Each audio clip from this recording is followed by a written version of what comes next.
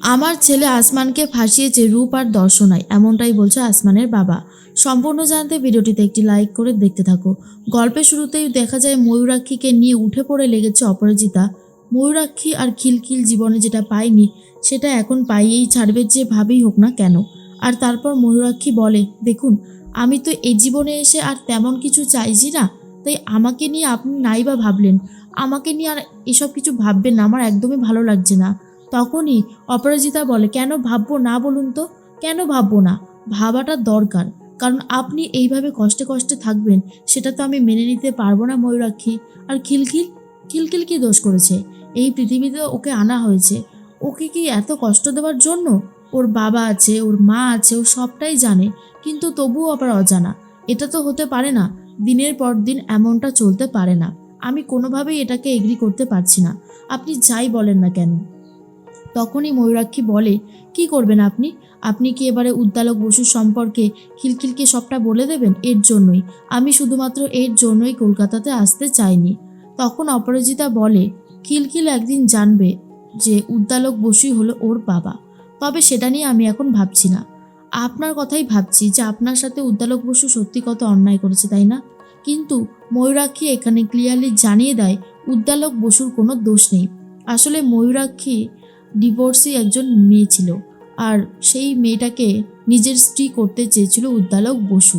কিন্তু উদ্দালক বসুর মা একজন ডিভোর্সি মেয়েকে নিজের ছেলের বউ করে কখনোই নিয়ে যেতে পারতেন না ওই বাড়িতে। আর তখনই উদ্দালক বসুর মা, উনি সম্বন্ধও দেখতে শুরু করেছিলেন উদ্দালকের জন্য। তার জন্য আমি আর মা আর ছেলের মধ্যে বিভেদ ধরাতে চাইনি, আমি নিজের রাস্তা নিজেই দেখে নিয়েছিলাম। কোজাগরীর কথাই তখন মনে মনে ভাবে অপরাজিতা, আর বলে, তাহলে কোজাগরী, উদ্দালক দা কিন্তু কোনো অন্যায় করেনি। ময়ূরাক্ষী নিজেই বলল, জানি না এরপর তুমি শোনার পর কীরকম রিয়াকশান দেবে, তবে সত্যিটা তো সত্যিই থাকে, সেটা তো কোনোভাবেই বদলে যায় না। এরপর ময়ূরাক্ষী বলে, উদ্দালক বসুর কোনো দোষ নেই, আমি আগেও বলেছি, আমি এখনও বলছি, আমি বারবারই এই কথাটা বলবো। উদ্দালক বসু আমার সাথে যোগাযোগ রাখতে চেয়েছিল, ফোনও করতো আমাকে নিয়মিত, আমি ফোন ধরতাম না, আমি এড়িয়ে চলতাম। একটা মানুষকে যখন আপনি বারবার করে এড়িয়ে যাবেন না, সে একটা সময় হাল ছেড়ে দেবে, সে আর একটার পর আপনার সাথে কোনো যোগাযোগ রাখবে না। উদ্দালক বসু ঠিক তেমনটাই করেছে আমার সাথে, আর আমি এমনটাই চেয়েছিলাম। তারপরে এবার বলুন আর কি বলবেন। তখন অপরাজিতা বলে, সে আপনি উদ্দালক বসুর সাথে যাই করে থাকুন না কেন, সেটা আলাদা ব্যাপার, কিন্তু খিলখিল তার বাবার ভালোবাসা পাবে। আমি উদ্দালকদাকে বলেছি ফোন করে যে খিলখিল হলো উদ্দালক বসুরই মেয়ে, আর উদ্দালক বসু শুনে কিন্তু এটাই বলেছে, কোনো অধিকার থেকে বঞ্চিত হবে না খিলখিল। আর কথাটা শুনে ময়ূরাক্ষী চমকে যায়। এর মধ্যে ময়ূরাক্ষীর চোখে জল দেখে তখনই খিলখিল বলে, মা তুমি কাঁদছো কেন? মাসি, মায়ের কি হয়েছে, কাঁদছে কেন মা? তখনই মাসি বলে, কেন আবার? পুরনো কিছু কথা মনে পড়লেই তো তোমার মা কাঁদতে থাকে, সেটা নিয়ে তো আর কোনো সন্দেহ নেই, তাই না খিলখিল? খিলখিল বলে, মা তুমি কাঁদবে না, তোমার চোখের জল কিন্তু আমি দেখতে পারি না মা, সেটা তুমি খুব ভালো মতনই জানো, তারপরেও তুমি এইভাবে কাঁদছো, প্লিজ কেঁদো না, তোমার কান্নাকাটিটা আমি মানতে পারছি না। এর মধ্যেই আর কোনো কথা বলতে পারে না ময়ূরাক্ষী। দর্শনা আর রূপের সাথে নিজে কথা বলে আসমানের বাবা। বলে, আপনারা যেটা করেছেন সেটাকে অন্যায় বলে, অন্যায়। একটা ভালো ছেলেকে ফাঁসাতে চেয়েছিলেন, কি লাভ আছে বলুন তো? আসমান আপনাদের কি ক্ষতি করেছে? আসমান কি আপনাদের কোনো ক্ষতি করেছে? হ্যাঁ, তোতাকে ও কিডন্যাপ করেছিল ঠিকই, ওর মনে একটা রাগ ছিল, কিন্তু তোতাকে আবার ছেড়েও দিয়েছিল সসম্মানে। আমার ছেলের ওপর এই ভরসা আর বিশ্বাসটুকু আমার আছে। কিন্তু রূপ, রূপ কি করেছে?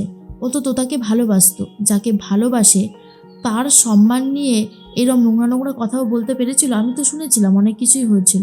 রূপ তখন বলে, দেখুন, আপনি আমার সম্পর্কে এই সমস্ত কথা বলবেন না, আমি আপনার এই সমস্ত কথা শুনতে বাধ্য নই। আশা করি আপনি আমার কথাটা খুব ভালো করে বুঝতে পেরেছেন, আর যদি বুঝতে না পারেন সেক্ষেত্রে আমার কোনো দোষ নেই। এরপরেই দর্শনা বলে, আচ্ছা তুমি কি করতে এসেছো? আমার স্বামীর সাথে এখন কথা বলে তুমি কি করতে চাইছো? আমাকে শাস্তি দেওয়াতে চাইছো? কিন্তু তোমার ছেলে যে টাকাটা নিয়েছে সেটার তো আমার কাছে কোনো প্রমাণ নেই। আসমানের বাবা বলে, তাহলে প্রমাণ ছাড়া কথাটা বলছো কেন? আজকালকার দিনে মানুষ কাউকে 1 টাকা দিলেও প্রমাণ রেখে দেয়, আর তুমি না জানি কত লাখ টাকা দিয়েছো, তারপরেও বলছো প্রমাণ রাখুনি, সেটা কখনো হতে পারে? দর্শনা তখন বলে, আমি আসমানকে 25 লক্ষ টাকা দিয়েছি, আর আমি যে ব্যাংক থেকে টাকাটা তুলেছি ক্যাশ, সেটাও প্রমাণ আছে, কিন্তু ক্যাশ দেওয়ার সময় আমি কোনো প্রমাণ রাখিনি। দর্শনার কথাটা শুনে আসমানের বাবা হাসতে থাকে আর বলে, 25 লক্ষ টাকা তো অন্য কিছুর জন্য তুলতে পারো, তাই নয় কি? তাহলে তাহলে কি বলবে তুমি এবারে? তখন আর দর্শনা কোনো কথা বলতে পারে না। এরপরেই রূপ বলে, আপনি এখন যান এখান থেকে, আপনার সাথে কথা বলতে আমরা একদমই ইচ্ছুক নই। তখনই আসমানের বাবা বলে, চলে তো আমি যাবই, তবে আমি বলে যাচ্ছি আমার ছেলে যদি কোনো অন্যায় করে, আমি আর আমার ছেলে দুজনেই শাস্তি মাথা পেতে নেব। কিন্তু আমার ছেলে যে কোনো অন্যায় করেনি, ও কখনো কোনো অন্যায় করতে পারে না। আসমান হচ্ছে একটা খাঁটি সোনা, বুঝতে পেরেছেন? আসমান নিজেকে প্রমাণ করার জন্য দিন রাত চাকরির চেষ্টা করে যাচ্ছে, আর এর জন্য আমি কোজাগরি ম্যাডাম আর তোতার কাছে সারাটা জীবন ঋণী হয়ে থাকবো। যে ওরা যদি না চাইতো তাহলে আজকে আমার ছেলে কিছুই করতে পারতো না। ওরা চেয়েছে বলেই ওরা ওরা সবটা করে দেখিয়েছে বলেই আজকে আমার ছেলে এতটা দূর আসতে পেরেছে। এই বলেই তখন চেয়ার ছেড়ে উঠে পড়ে আসমানের বাবা। আর তখনই রূপের বাবা বলে, আপনার জন্য কিছু করতে পারলে আমি নিশ্চয়ই খুব খুশি হব। চিন্তা করবেন না, সৎ পথে থাকলে সব কিছু ভালো হয়, আপনার সাথেও সেটাই হবে। এরপর আসমানের বাবা চলে যাচ্ছে। আর অন্যদিকে কোজাগরি ফিরে এসেছে নিজের বাড়িতে ট্রেনিং করার পরে। কোজাগরিকে দেখে তোতা, কোকো সবাই খুব খুশি হয়ে যায়। আর তখন ঠাম্মি, টিনটিন, টিটো ওরাও খুশি হয়েছে।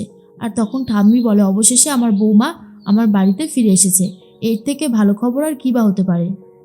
কোজাগরি বলে, থাক মা, সমস্ত কথা আর বলতে হবে না, আমি ছিলাম না বলে আপনি ভালো ছিলেন, তাই না?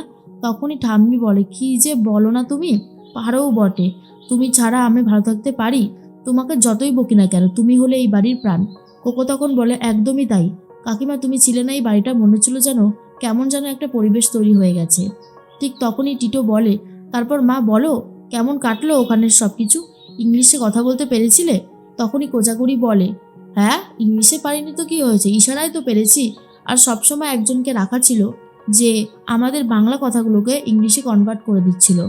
তখনই টিটো বলে, তাহলে আর লাভ কি হলো? তোমাদের কথাকে সে কনভার্ট করলো, তোমাদের কাজকে সেই দেখালো, তোমরা আর তাহলে কি করলে বলো তো? কোকো বলে, আবার শুরু করলে? তুমি মাকে ইনসাল্ট না করলে তোমার বুঝি পেটের ভাত হজম হয় না, তাই না? টিটো তখন বলে, দেখ, তুই এসব বলিস না, পেটের ভাত দিব্যি হজম হয়, কিন্তু তোর এই কীর্তনটার জন্য হজম হতে চায় না। তোর কীর্তনটা যদি বন্ধ হতো তাহলে খুব খুশি হতাম। কি তখনই কোকো বলে, কীর্তন তো বন্ধ হবার নয়, কীর্তন কখনো বন্ধ হবে না। কেন বন্ধ হবে কীর্তন? আমি তো ওইটুকুই পারি, আমারও তো নিজের জীবনের কিছু পরিচয় লাগে, তাই না? আর তখনই টিনটিন বলে, তাই আবার, সেই জন্যই, ওই জন্য ও এখন কীর্তন ছাড়বে না। আমি তখন বলে, যাক, বৌমা ফিরে এসেছে, খুব ভালো হয়েছে। তোতা তখন বলে, মা, তোমাকে ছাড়া না আমার জীবনটা একেবারে পাংশা হয়ে গেছিলো, ভালোই লাগছিল না। তখন কোজাগরি বলে, তাই নাকি? তাই আর কদিন পর তোই আমার মেয়ে বিয়ে করে চলে যাবে বিদেশে, তখন তার মাকে ছাড়া কি করে থাকবে? তোতা বলে, জানি না, সেটা তো পরিস্থিতির চাপে, কিন্তু এই যে পরিস্থিতির চাপে এখনও করতে হলো, বাট তোমাকে ছাড়া কিন্তু আমি সত্যি ভালো ছিলাম না মা।